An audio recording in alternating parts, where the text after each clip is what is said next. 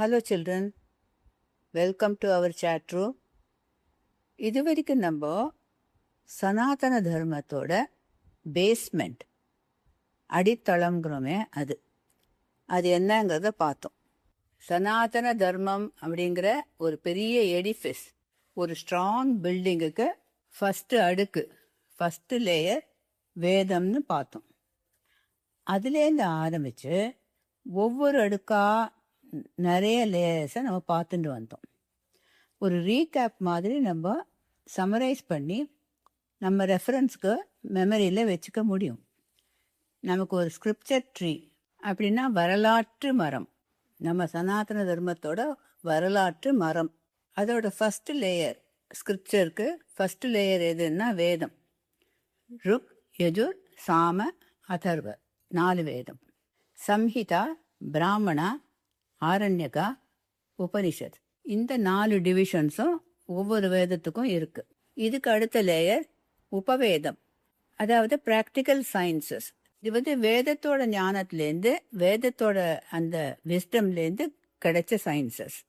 அதில் 4 இருக்குது. ஆயுர்வேதா, அது மெடிசன். தனுர்வேதா, இது warfare, military warfare. Gandharva Veda, music and arts. Arthashastra, இது எக்கனாமிக்ஸ், காமர்ஸ் அண்ட் பாலிட்டிக்ஸ். 3வது லேயர் ஷடாங்கம். வேதத்துக்கு 6 அங்கங்கள் இருக்குது, ஆர்கன்ஸ். இது டூல்ஸ் மாதிரி. இதை வச்சுன்னு தான் அது வேதிக் ஸ்கிரிப்சர்ஸை அண்டர்ஸ்டாண்ட் பண்ணிக்க முடியும், புரிஞ்சிக்க முடியும். அது சிக்ஷா அப்படின்னா ப்ரொனன்சியேஷன், வியாக்கரணா அப்படின்னா கிராமர், சந்தஸ் அப்படின்னா மீட்டர், நிருக்தா அப்படின்னா எட்டிமாலஜி, கல்பா அப்படின்னா ரிச்சுவல் ரூல்ஸ், ஜோதிஷா அப்படின்னா அஸ்ட்ரானமி அண்ட் அஸ்ட்ராலஜி. இதுக்கு அடுத்த லேயர் சூத்ராஸ் அப்படின்னா அந்த வேதிக் டெஃபினேஷன்ஸை சுருக்க உரையா, ப்ரீஃபாக அதை சொல்கிறது. 5வது லேயர் ஸ்மிருதி. இது எக்ஸ்பேண்டட் ஃபார்மில் இருக்குது, அதே டெஃபினேஷன்ஸை எக்ஸ்பிளைன் பண்ணி கொடுக்கறது. மனுஸ்மிருதி, யாக்ஞவல்கியர் ஸ்மிருதி, பராச்சர ஸ்மிருதி, இது 3 முக்கியமானது, இம்பார்ட்டண்ட் ஒன்ஸ். இதுக்கு அடுத்த லேயர் இதிகாச புராணம், ராமாயணம், மகாபாரதம், அப்புறம் 18 புராணங்கள் இருக்குதுன்னு நம்ம பார்த்தோம். இந்த வேதமும் உபனிஷத் இதெல்லாம் ரொம்பவும் டீப்பாக ஆழமான அர்த்தத்தோடு இருக்கிறதுனால அதை அண்டர்ஸ்டாண்ட் பண்ணிக்கிறது, அதை புரிஞ்சுக்கிறது ரொம்ப கஷ்டம். அதனால் நம்மளோட சனாதன தர்மத்தோட 3 கிரேட் ஃபிலாசபர்ஸ், கைட் அண்ட் குருவாக இருந்த ஆதிசங்கர பகவத் பாதாள், ஸ்ரீமத் ராமானுஜர், ஸ்ரீமத் மதுவர், 3 பேரும் அது எல்லாத்தையும் சிம்பிளாக ஒரு லாஜிக்கல் வேல அர்த்தத்தோடு நமக்கு எக்ஸ்பிளைன் பண்ணி எழுதி வச்சுட்டு போயிருக்கா. அது பேர் தான் பாஷ்யம். அதாவது ஒரு பெரிய மரத்துக்கு மேலே இலையெல்லாம் இருக்குது இல்லையா, கிளைகள், இலைகள் அதெல்லாம் இருந்து ஒரு சூரிய வெளிச்சம் வெளியில் தெரிகிற மாதிரி கிளாரிட்டி இருக்குது, அண்ட் ஷேடும் கொடுக்குறது அந்த இலையெல்லாம். அதுதான் பாஷ்யம். இந்த பாஷ்யம் எதெல்லாம் எக்ஸ்பிளைன் பண்ணி கொடுக்குறதுன்னா பிரஸ்தான த்ரயி அப்படின்னு பேர். த்ரயினா 3. பிரஸ்தானம்னா எதை பற்றி அது சொல்கிறதுன்னா உபனிஷத் பற்றி சொல்கிறது, பகவத்கீதையை பற்றி சொல்கிறது, பிரம்மசூத்திரத்தை பற்றி சொல்கிறது. இந்த எல்லா ஸ்கிரிப்சர்ஸுமே வேதத்தோட கனெக்டடாக இருக்கிறதுனால, வேதத்தோட அடிப்படையிலேருந்து வந்ததுனால இந்த ஸ்கிரிப்சர்ஸ்க்கு சாஸ்திரம்னு பேர். தர்மசாஸ்திரம், வேத சாஸ்திரம்னு பேர்.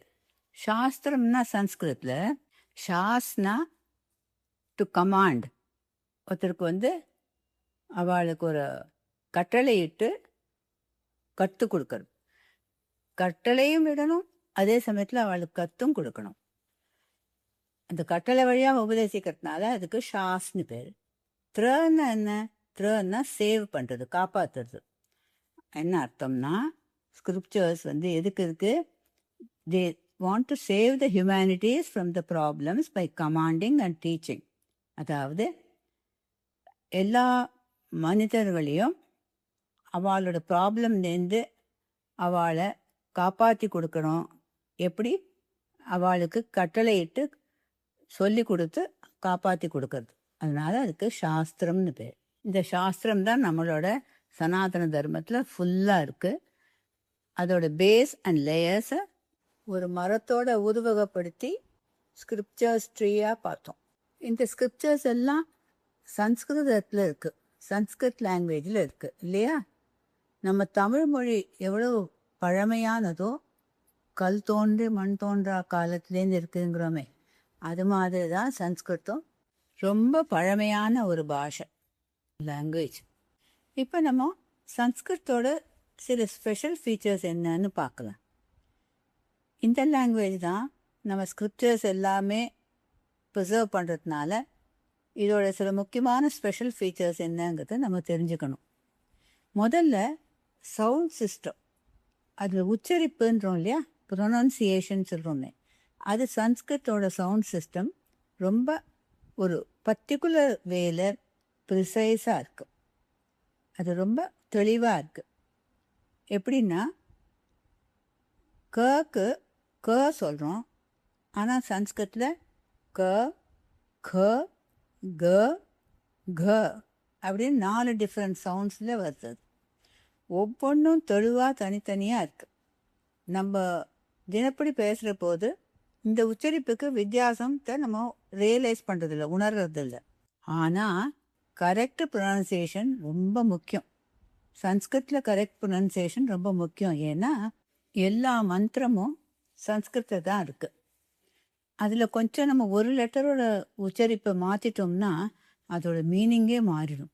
நம்ம தமிழுக்குன்னு சில தனி சிறப்புகள் இருக்கா மாதிரி சன்ஸ்கிருத்துக்குன்னு சில ஸ்பெஷல் ஃபீச்சர்ஸ் இருக்குது. அடுத்த ஃபீச்சர் எட்டிமாலஜின்னு சொல்கிறோமே, அது ரூட்டோட மீனிங். ஒரு சொல் இருக்குது, ஒரு வேர்டு இருக்குன்னா அந்த வேர்டோட ஆரிஜின், அது எங்கேருந்து வந்தது, அது எப்படி பிறந்தது, அப்புறம் சொல் பிறப்பியல்னு சொல்வாள், அது சன்ஸ்கிருத்துக்கு ஒரு ஒரிஜினல் வேர்ட்லேருந்து நிறைய பல வேர்ட்ஸ் வரும். சினோனிம்ஸ்ன்னு சொல்கிற மாதிரி ஒரு வார்த்தைக்கு மீன் பண்ணுற மாதிரி நிறைய வார்த்தைகள் இருக்கும். இப்போ ஃபார் எக்ஸாம்பிள் சன்னுன்னா நம்ம சூரியன்கிறோம். சூரியன், ஆதித்யன், ரவி, தினகரன், பிரபாகரன், மார்த்தாண்டன், பாஸ்கரன், பானு, இப்படி சொல்லிட்டே போடலாம். ஒரு 20-25 வேர்ட்ஸ் வந்துடும். சன்ஸ்கிருத்தில் ஒரு சென்டென்ஸ் பண்ணினோம்னா அதில் அந்த வார்த்தைகள் நம்ம மாற்றினா கூட மீனிங் மாறி போகாது. இன்னொரு ஃபீச்சர் ஃபோனெட்டிக்காக இருக்கும். என்ன எழுதுகிறோமோ அதான் உச்சரிக்கிறோம். இது நம்ம தமிழ்லேயும் அந்த சிறப்பு இருக்குது. நம்ம என்ன பேசுகிறோமோ அதுதான் நம்ம எழுதுவோம், என்ன எழுதுகிறோமோ அதுதான் பேசுகிறதுக்கும் உச்சரிப்பில் வந்துடும். மாதிரி எல்லா சிறப்புகளும் இருந்ததுனால இந்த ஃபீச்சர்ஸை வச்சு ஒரு ஸ்ட்ரக்சர்டு ஒழுங்கான சிஸ்டம், ஒரு கிராமர் ரூல்ஸ், அதை ஒரு பெரிய சன்ஸ்கிருத்காரர் பண்ணினார். எப்போ? 5th செஞ்சுரியில். அவர் பேர் பாணினி. பாணினின்னு பேர் அவர் பேர். அவர் அஷ்டாத்தியாயின்னு 8 சாப்டர்ஸில் 4000 சூத்ராஸ், 4000 டெஃபினேஷன்ஸ் பண்ணார். அதுதான் கிராமர். ரொம்ப ஒழுங்கான ஒரு கிளியரான விதத்தில் அதை செட் பண்ணியிருக்கார். ஜஸ்ட் இமேஜின், 5th செஞ்சுரியில் சன்ஸ்கிருத்தை வச்சுட்டே சன்ஸ்கிருத் லாங்குவேஜுக்கு ஒரு கிராமர் செட் பண்ணியிருக்காருன்னா அவர் எவ்வளோ பெரிய ஞானியாக இருந்திருக்கணும் பாரு. இதுக்கு அடுத்த ஃபீச்சர் சுபாஷிதானி. அதாவது சன்ஸ்கிருத்தில் சுபாஷிதானின்னு சொல்கிற ஒரு பியூட்டிஃபுல் குட்டி குட்டி வாக்கியங்கள், அதில் நமக்கு அறிவுரைகள் சொல்கிறாவா. அது விஸ்டம். இது ஒரு சின்ன வாக்கியத்துலேருந்தே நம்ம வாழ்க்கையோட பெரிய பெரிய அறிவுரைகள் எல்லாம் நமக்கு கிடைக்கிறது. ஈஸியாக நம்ம நினைவில் வச்சுக்க முடியும், அதை ரிமெம்பர் பண்ண முடியும். மீனிங் ஆழமாக இருக்கும், ஆனால் வாக்கியம் சின்னதாக இருக்கும். இது நம்ம தமிழில் நிறையவே பார்க்குறோம். தமிழோட சிறப்பே அதுதான், சுருங்க சொல்லி விளங்க வைக்கிறது. திருக்குறள், நாலடியார், ஆத்திச்சூடி, கொன்றை வேந்தன், வாக்குண்டாம், இந்த மாதிரி நீதி நூல்கள் எல்லாமே சுருக்கமான வாக்கியமாக தான் இருக்கும். இந்த மாதிரி ரூல்ஸ் பேஸ்டு ஸ்ட்ரக்சராக இருக்கிறதுனால சன்ஸ்கிருத்தை ஒரு லாஜிக்கலான லாங்குவேஜாக லிங்குவிஸ்டிக் ஸ்காலர்ஸ் எல்லாம் பார்க்குறா.